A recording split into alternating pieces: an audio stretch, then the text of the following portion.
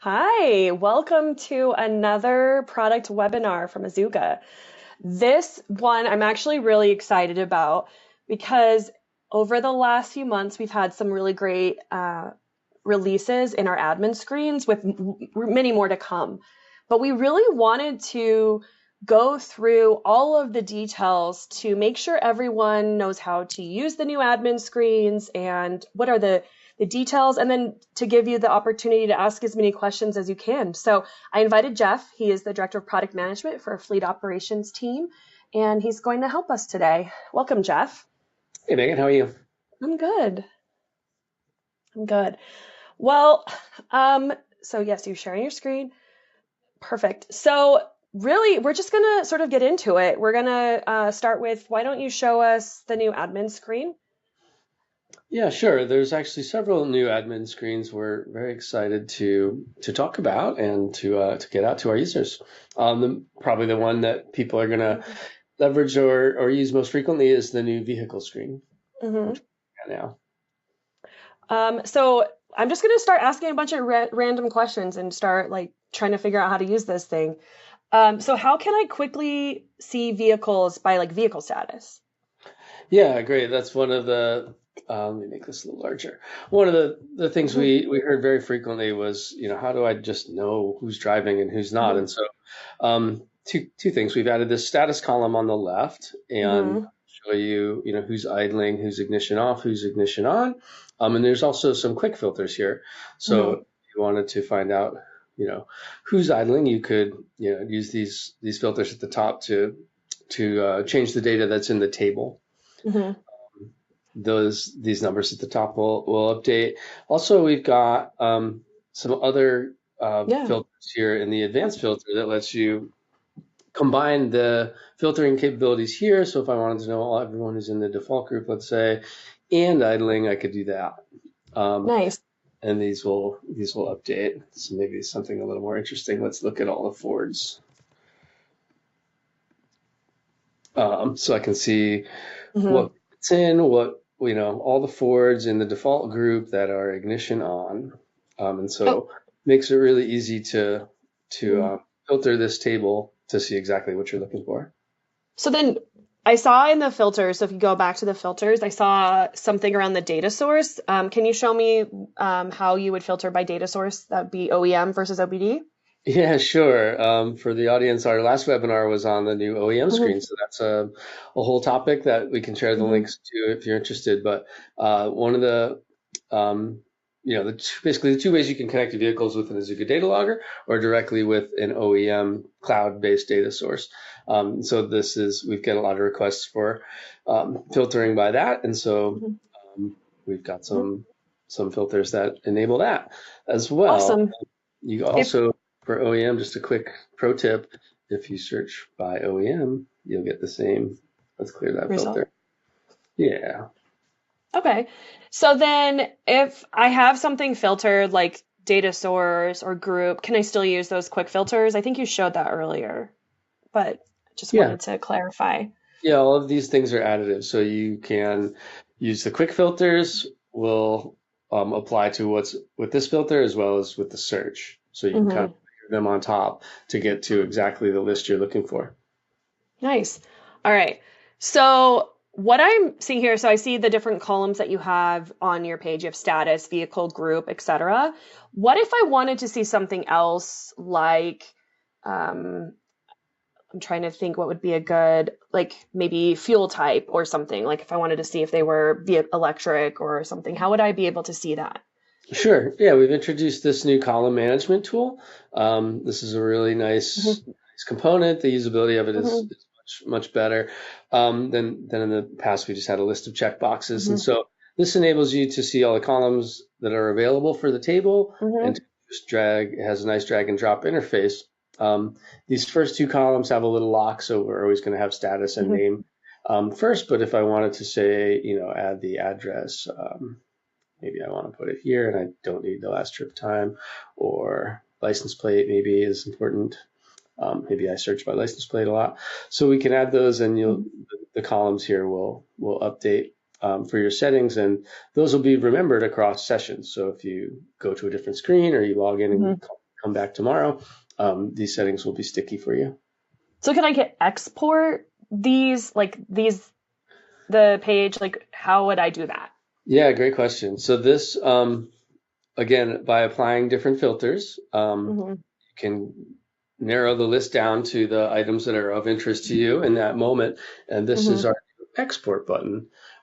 Really very basic.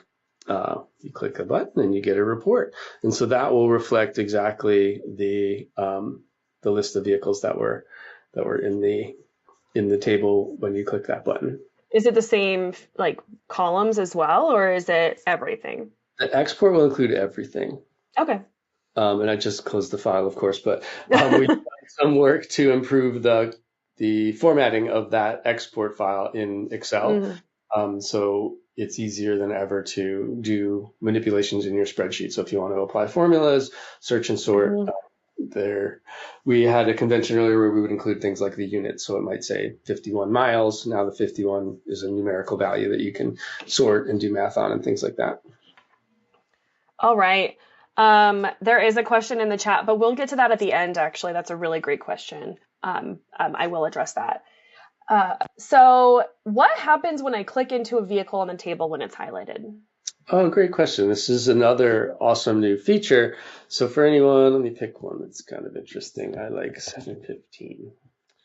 Um, so if Hmm. you click on one of these rows, you'll get a whole new interface. We call this the drawer, and we're implementing this all across Azuga Fleet. So it's kind of most germane, if you will, or most relevant in the admin screen, so you can get to all those details rather than using the column picker to see what to get Hmm. in the table. You can drill into a specific vehicle to see everything about that vehicle, and so.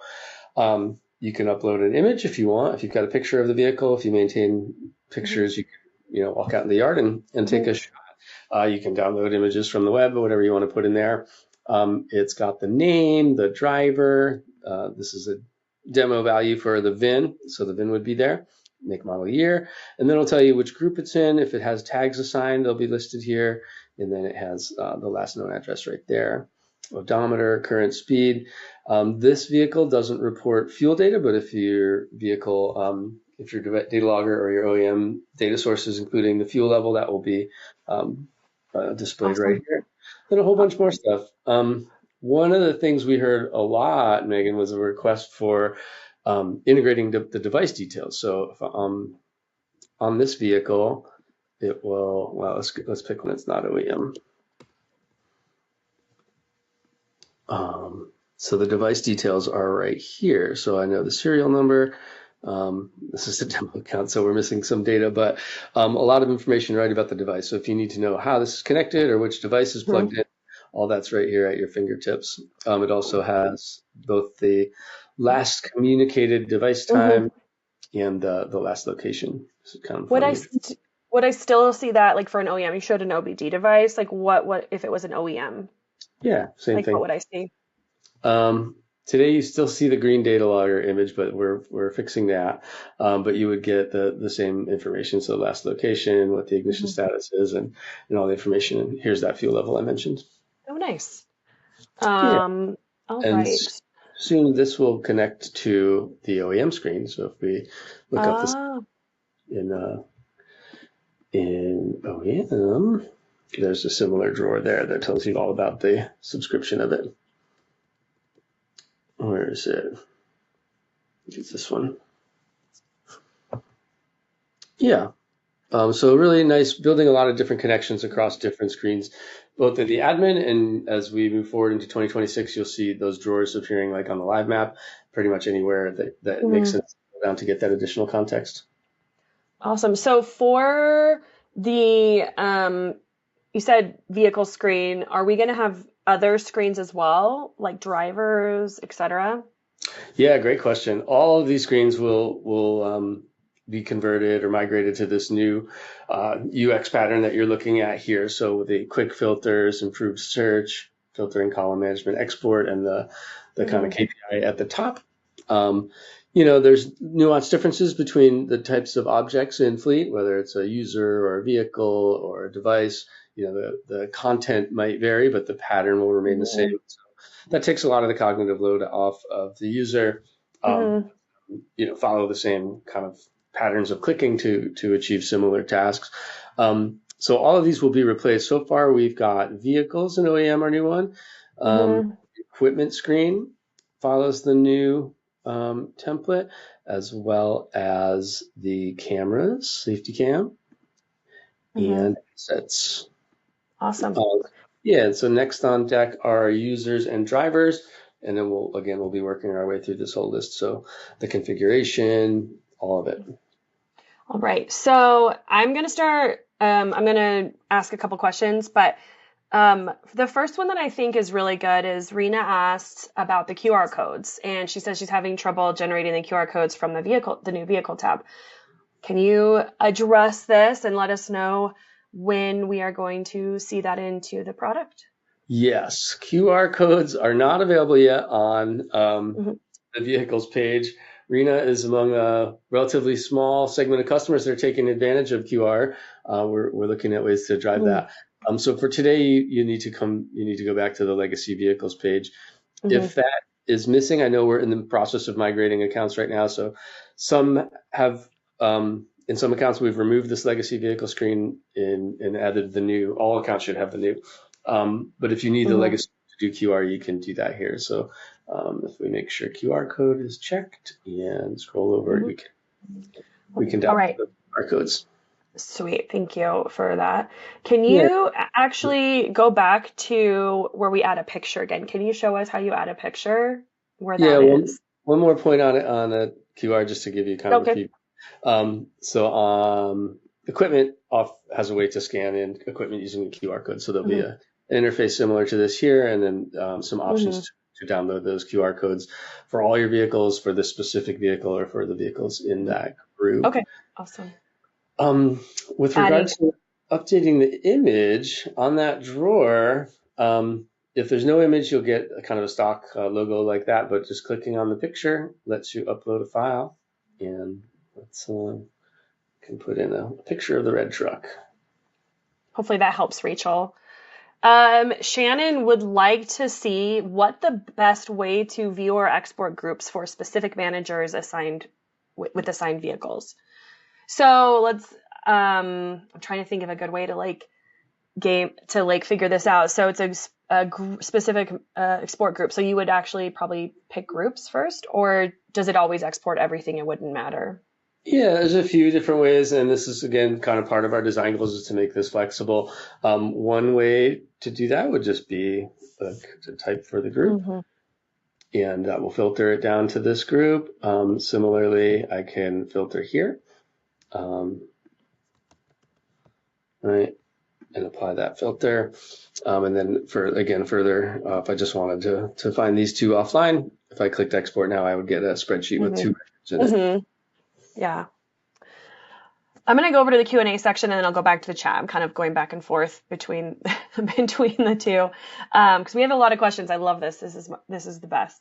All right, so I'm going to start with, can you add attachments to vehicles like insurance documents, permits, etc.?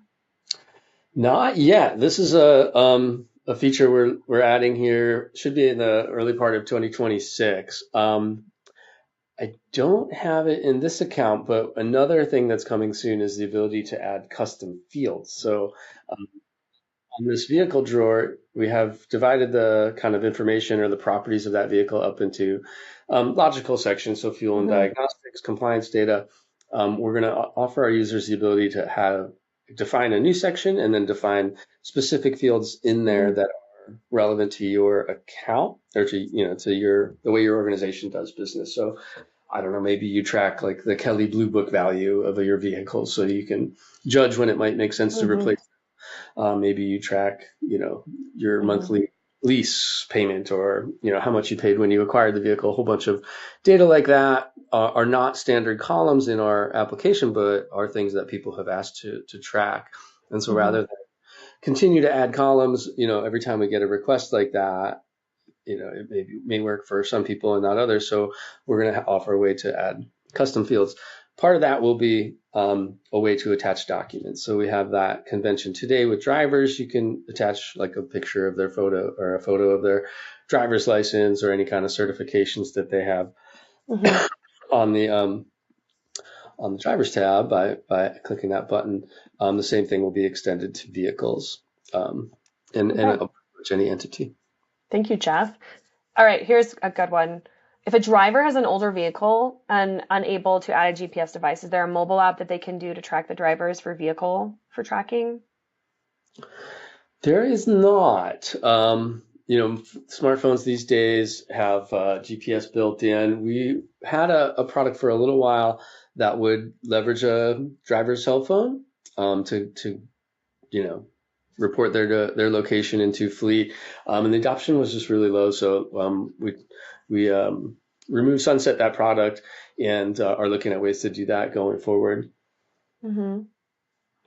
Awesome. Okay, I'm going back into the chat again to answer some questions over here. I'm kind of popping back and forth. We answered that one. Sorry, I'm thumbsing them up as I answer them. If I had a vehicle assigned to a tracker, but that vehicle becomes retired, let me close this out. That vehicle becomes retired. How can I reassign that tracker to a different vehicle without losing the stored data for that retired vehicle? Oh, that's a great question. This is another feature that we are going to support in 2026 is this concept of archiving a vehicle. So today, there's no good way to do that. We do preserve that data, so if you need it, you can submit a request to our customer care team, and they can pull data for archived vehicles or vehicles that are no longer in the platform, I should say. They can pull that data and get you what you need for, let's say, IFTA reporting or some kind of audit that you're doing for maybe tax purposes. So that data exists and we have access to it. There isn't a great way in the UX to retrieve it. So all of these vehicles will have a device assigned here on the pages. So there's no way to set like no device today. When we introduce that archive feature, you'll be able to do that. So here there'll be an option for archive. If I had spare devices in my account, and I want to create a new vehicle, this list would have the options of the extra devices. So those devices that are listed here in this pull down are dictated by, what you've licensed, basically what you've ordered. Oh, wait, hold on. Okay, sweet. Okay. Sorry, just a second. I'm going to share this question here. One question I have, is there a way that these event notifications be numbered? The previous company I worked for, their system, all the events were numbered, making it a lot easier to pull up a particular event for a review at a later date. Oh, that's a great question. I know we have internal IDs for each, every single event in the platform. We don't expose like an easy to use index that would serve this purpose. And so we'll think about that as part of the design. I like that idea. I will also say that one of the benefits of this new drawer pattern is its extensibility, meaning we can expand it, we can add capabilities to it. So I really think about this drawer as a great palette for awesome new features. One other thing that's coming in 2026 will be a new tab right here, like along overview and devices, that will be a recent history. So it will have all the events that have occurred recently. So if that's a driver behavior event, like a speeding violation, it could be more routine kind of audit trail things like I changed this group from A to B, or this vehicle got added. All that detail will be summarized there for easy access, so you don't have to necessarily go run a report to find it if you're really focused on what happened with this vehicle yesterday kind of questions. All right, I'm adding another one. Stephanie asked, how can we identify the individual vehicles on the automated reports received daily? So she receives a daily report. How would she? Yeah, that's the question. Yeah, it's tough to answer without knowing exactly which report, but I think that all the reports should have the vehicle name, or at least you could add it if there's something in that specific report that Stephanie wants to see. I'd love to understand that a little bit further and make sure our reports are are providing all the right data. Maybe we can do a follow-up with her. So Tracy's asking, I have been updating drivers and have been having some trouble. Some require email address passwords and some don't. Can you review changing or entering a driver? I think that's great. Yeah, sure. So when you add a driver, you will fill out this whole form. What has to be unique is the username. So in this case, it's defaulted to filling in my email address. Mm-hmm. We've got, you can leverage the same email address for different users. So Mm-hmm. I'm a owner operator. I want an admin login where I can, make changes to my fleet. So I want to, let's say it's about to be the new year. I'm going to reorganize my company and I'm going to collapse, the East and the Southeast into just East or something. Northeast and Southeast become one Eastern division. So that's something an admin persona would do. And so I would create a new group and put the right vehicles in the right group. So that's an admin function. But I also, some days I drive Mm-hmm. and want to have the driver experience, which has kind of a more of a stripped down, easy to use experience. So I would create two users in Azuga and they could both have my one email address. So one inbox, two accounts, and you would just define specific usernames for each of those logins. Mm-hmm. Does that answer Tracy's question, I hope? I hope. I'm going to add another one. Josh, welcome to Azuga, by the way. Josh has just started with Azuga, and he's got most of his systems going. How does he update drivers, and how do the drivers sign into trucks? Currently, he just shows a generic number. So, Josh, we should ask you a couple of precursor questions, but I think like one of the first one is, are the drivers, there's two answers. If the drivers are driving the same truck every single day, then it's a pretty straightforward answer, I would say, Jeff. But then, yeah. So if they're Yeah. driving the same truck vehicle every day, let's answer that first. Well, the answer is kind of the same. So you would Okay. well, there's a bunch of ways to associate drivers to vehicles. One of the most straightforward is on this edit screen, and you just pick your associated driver. Okay. And there are a series of rules that would encourage Josh to look through the product documentation. There's a series of Mm-hmm. rules about assigning drivers, what to do if there's a clash. Do you Mm-hmm. want them to become unassigned at the end of the day because folks switch vehicles? So basically, under the default settings, once you assign a driver this way, Aaron will be associated with that vehicle until he's replaced, either set to no driver or some other driver is assigned. So that's the most basic kind of view of that in the admin portal. Azuga supports beacon cards. So for the OBD, the green data logger devices, there's a companion piece of hardware which is just looks like a like a door badge for you might have to get in and out of your corporate offices, Mm-hmm. and the beacons will detect those. So each driver gets a unique badge Mm-hmm. that has like an RFID in it. And when they get in the vehicle, it will automatically pair that driver in that vehicle. We mentioned QR codes earlier. That's another system for doing that. And so the way that would work is you would print out a QR code either on a piece of paper that gets attached in the vehicle or kept in the vehicle. People have made stickers, bunch of different things in that way. If the driver's phone number is known, like if you define the driver's phone number on the driver's screen, when we in our just using the regular, either in the AFM app on your mobile device or using the regular camera function on your phone, you can scan that QR code, and then the Azuga platform will match the vehicle that QR code represents and the driver whose phone number that was, and the driver pairing will occur that way. Um, So that's a really cool kind of low-tech solution. Everyone's got a phone these days.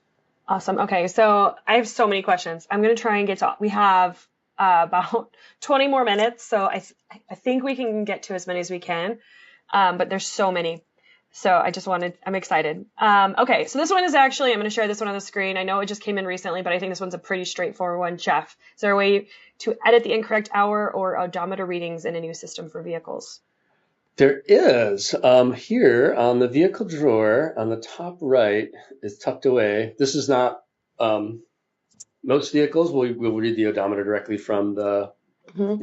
vehicle's computer. And so hopefully you never have to do this, but there are situations with older vehicles or hardwire device installs where we're not getting the data Hmm. directly from the vehicle's computer, the onboard computers on the vehicle. So if you need to define the odometer explicitly, Hmm. you can click here, and there's a couple options for updating the odometer value and updating the engine hours. From a kind of Hmm. data standpoint, those are very similar. And so what you do is it might have a current reading. The current reading might be null. So you can enter a new one. Let's say this is 3000. And I would say the date that I last read it. So maybe yesterday it said 3000 and today it's going to say 3020. So you would define the date where you got the last reading and save it, and that would update it. Again, if it's one of these vehicles that doesn't have odometer support, like it'll tell you right here, odometer support, no. So in this case, this device isn't reading from the computer. What we're doing is based on the GPS breadcrumb, the mileage basically that we're able to measure geometrically using the GPS, we'll increment that counter.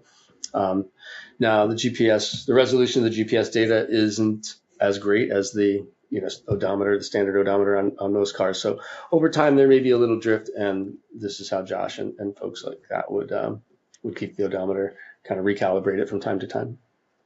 Okay, so there is somebody who actually doesn't see the new screens on their account. So Mark, actually, Tammy, can we get his name marked down? Because Jeff and I can make sure, because everyone should have access to it. So we'll follow up on that one, Mark. I really apologize. Um, okay, so there's a lot of maintenance questions, just so you know, Jeff, and this webinar didn't really center around maintenance, which means we have a really good appetite for it. But I do know some of the answers to some of these questions. So do you want to go ahead and answer them, or do we want to save them and have our PM follow up on them at a later time? Let's do both. I think we need a maintenance webinar in the future, but let's It tackle sounds what we like it. can here. Well, the one that I know that we can answer right now is there a way to set up manufacturer recommended maintenance with alerts and upcoming services? So we don't have it, and Jeff, I could be like, let's not take Megan's word for it. But my thing is, I think this is something that is hopefully coming in the new year. We can have Mom follow up with you, but this one, I think it's manual. You would have to put it in, correct? You do, and it's on this reminder screen. So Mm-hmm. for those Mm-hmm. maintenance triggers is reminders. That's kind of our parlance. Um, Mm-hmm. and today you define those, and you would set some kind of milestone, whether that's a odometer milestone, engine hour milestone, or a calendar Mm-hmm. milestone. And then Yeah. these would continue to trigger. You can mark them as completed if the service is done. In the Mm-hmm. future, again, a 2026 roadmap item, we have secured a relationship which enables us to get those manufacturers recommended service plans. So I get new brakes at 50,000 miles. I get a timing belt at 90,000. All those, kind of Mm-hmm. maintenance that your dealer recommends every time you go in will be something you can import into Azuga, Mm-hmm. based on the VIN that we collect from the vehicle. Similarly, as part of that, I want to take that similar. Um, Not only do we get the recommended service plans, we also get a bunch of information about the vehicle, like the Mm-hmm. weight, what type of oil it uses, wheelbase, things like this. And so you'll start to see some of that data trickle into your vehicle properties as well. And that's stuff that you don't need to Ooh, enter manually. It'll just be something we're able to provide. perfect. Thank you. So this one is really more is like when you roll out a policy-based maintenance reminders currently, when will you roll out policy-based maintenance reminders? Currently, we build a maintenance plan for each individual. Would that just be the reminders?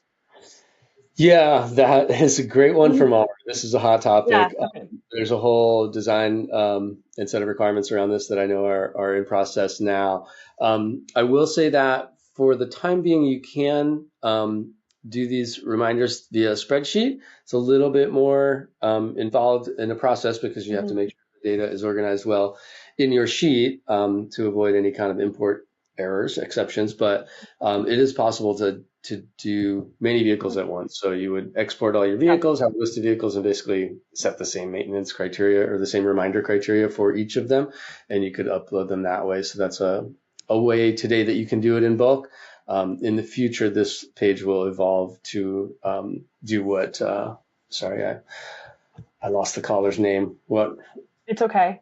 Yeah, Um, what the yeah, listener is requesting, where we'll have kind of a profile, like a maintenance, like yeah, I want this set of vehicles should get an oil change every 3,000 miles, and this set of vehicles every 4,000, yeah. and you'll be able to apply those to groups of vehicles Mhm. in mass. Awesome. So Rachel has a tip for everybody, and I thought I'd share it now that we're talking about maintenance really fast. She's using maintenance reminders to store insurance and permit information as well. So for those of you who asked about that, this is a workaround temporarily until we get that in there in Q. Is it Q1 for the custom fields, Jeff? Q2, I believe. Q2. Okay. So just a quick tip for those of you who asked about those type of items. I know there was a question. There's a couple questions I really wanted to ask. Where did it go? Oh, this one is great, Rachel. You have been a great participant. The QR code assignment function display. This is more of a feature request, but I thought I'd share it with you, Jeff. Let's make sure we capture it when we. I thought this was a great as they're doing the QR code work. A future functionality. I like that idea. The QR, I did it pretty quickly. Yeah, maybe for the new screens, I think. All right, so but there was one around documentation. Can you show us how to, and I'm going to find it now, give me a minute, how to find the documentation? Oh, yeah. That's easy. Right here at the top on this green arrow button, there's the Resource Center. So this is kind of a shortcut into our help documentation. So if there's a specific question I'm wondering about, let's say geofences. What is a geofence? So this will give you a quick summary, and there's always an option to read the full article. When you click that, it will launch you into our full help documentation website. Yep, and if you go back, there's also a quick link. So at the very top, the FAQs actually is at the top, right? Oh, yeah, sure. That's all FAQs. You can search in here. And there's also for those of you, I saw there was like a couple new Azuga users. This is a great a great resource for you as well. And this is actually going to get a refresh hopefully soon. So stay tuned, continuously improving on that one as well. Okay, where am I with questions? Okay. We've answered that one. We've answered that one. Sorry, just give me a second. For the person who's asking about driver scores being calculated, stay tuned. Stay tuned on an update for that. Okay, this one I'll share with you. Arlen, can you pick and choose multiple fields for reports, like stops, geofences, ignition, etc.? Arlen, not today. The reports are fairly standard, and the columns that are included are static, meaning that users can't change them. Each different type of report may have some some options to pick, like which drivers, and I'm trying to think of a good example. Some of them have like various criteria you can set, so speeding by how many miles. So that would change maybe what's the content of the report, but the actual columns are not. And this is a really requested feature where often there's a lot of columns in there that you just don't need, or there's something in there that you wish was enabled you to like join data across across entities. So we often get vehicle and device. I want to see those together, or VIN and vehicle name, or VIN and group. So there's not a great way today to customize those reports. We do support custom reporting. So if you reach out to either fill out this form, and I'll show you how I got there. That was kind of quick. Here on the reports page, there's a custom reports option. We've got a whole team of folks who can customize reports to your specification. But coming in 2026, we'll be redesigning the whole reports interface and enabling folks to kind of mix and match data from different columns, specify things like time zones and units of measure, Mm-hmm. all that stuff, so you can really dial it in for your express purposes. In thinking about it, Megan, there may be another webinar coming on some of our IQ stuff that we could. Actually, January. All right. Do we have in scope for billing information in the UI for customers, Jeff? Yeah, so for our direct customers, there is, and I don't have an example of it in this particular account, and I don't want to pull up actual customer data on a public webinar, but for direct customers on the admin section, there will be a billing screen down here, and that will give you a list of your current invoices. Anything that's unpaid will show up there. And it has options for setting up automatic payments. If you want to like enter your bank info or your credit card info, you can set that to just pay automatically each month. And we've got some more feature requests there to do like invoice histories and things like that.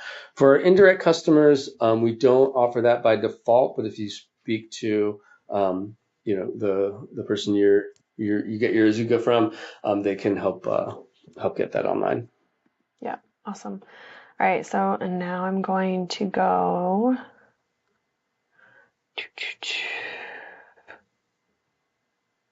Is there a new link to see the new screen? Tracy, are you talking about the FAQs or are you talking about the admin screens? Oh yeah, and I should mention I've got a few special, you guys might have noticed, reports new and admin new. Please ignore those. They're kind of internal. They're not alpha. Yes, alpha stuff. But you should, so if you're starting with the new FAQs, I don't have a link for that yet, but if you're talking about the new admin screens, they should just be right here in the new admin section. Let me see, maybe she replied. Admin, yeah. So if you go to vehicles admin, if you don't have access, let us know and we will make sure to get you access. Ooh, this is a fun question. Are you ready for it, Jeff? Will there be, or is there already a feature for maintenance service that is not associated with only booking appointment with Firestone? I'd like to see manually entered pending appointments made elsewhere as well.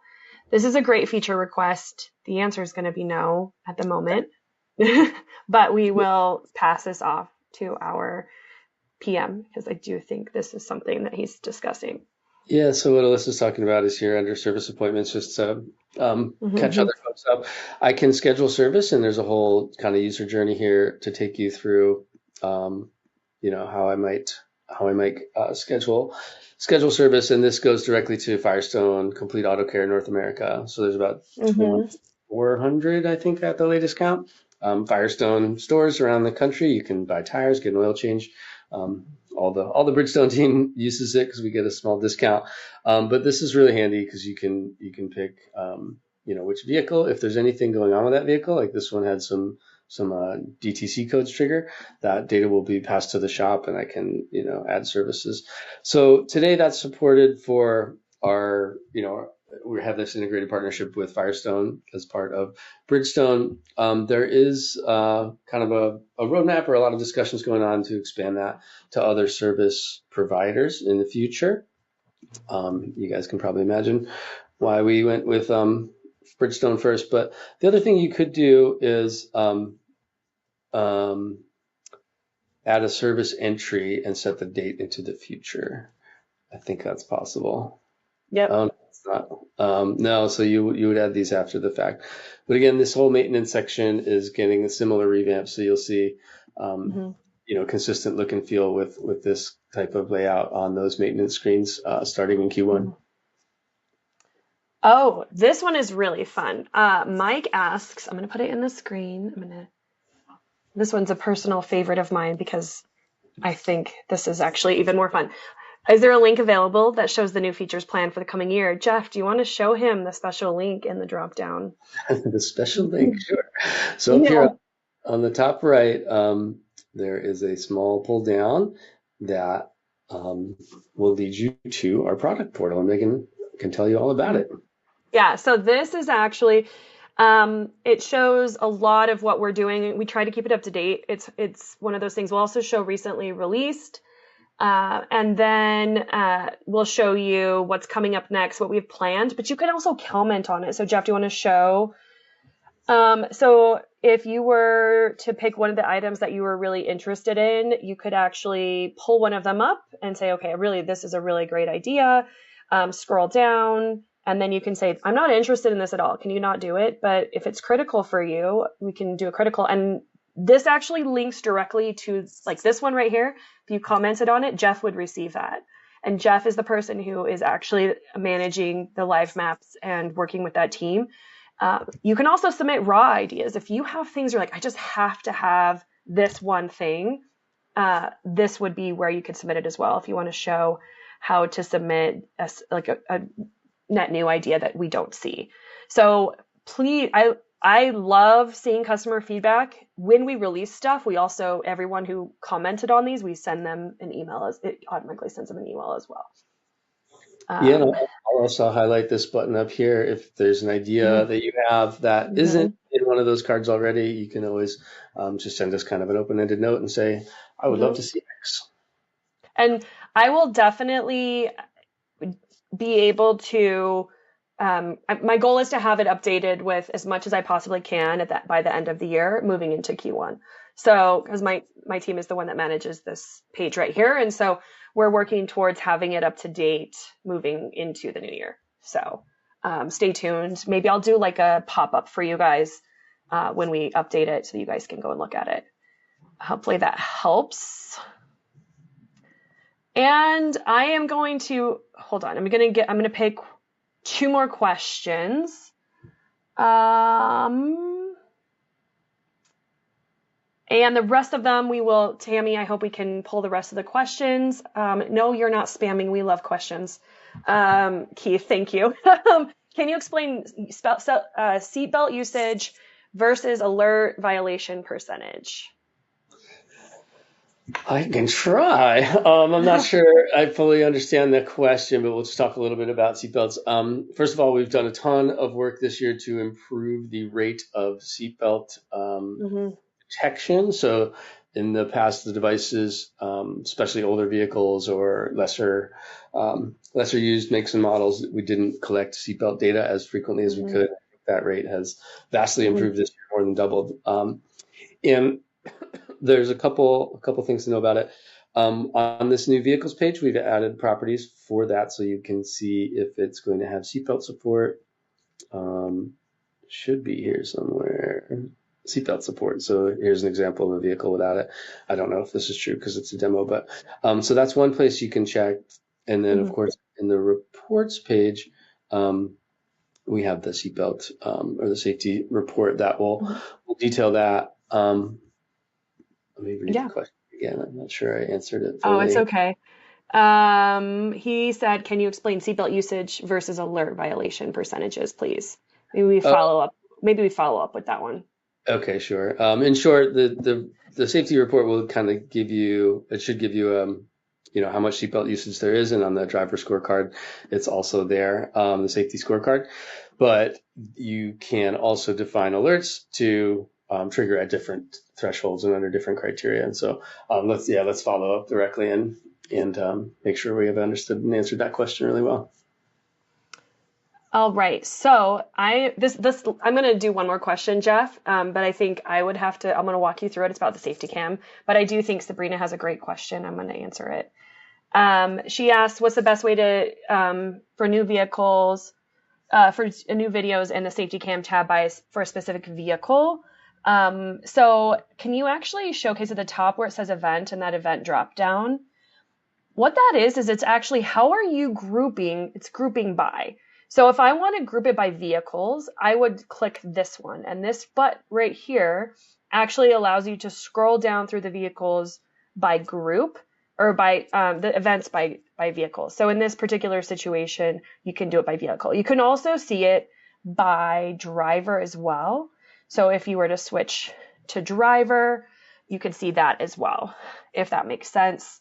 And then you can filter from there. So a lot of times what I do is I actually, you can pick a group or a driver here, and then you can rearrange your filters as you see fit. And Rachel says there should be a way to drop down that displays event in your safety count page. Yeah, exactly, Sabrina, Rachel.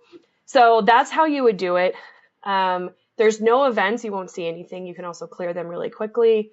And you can also select up to 30 days. So right now it's a 7-day rolling for the select date. So yeah, I hope that answers your question, Sabrina.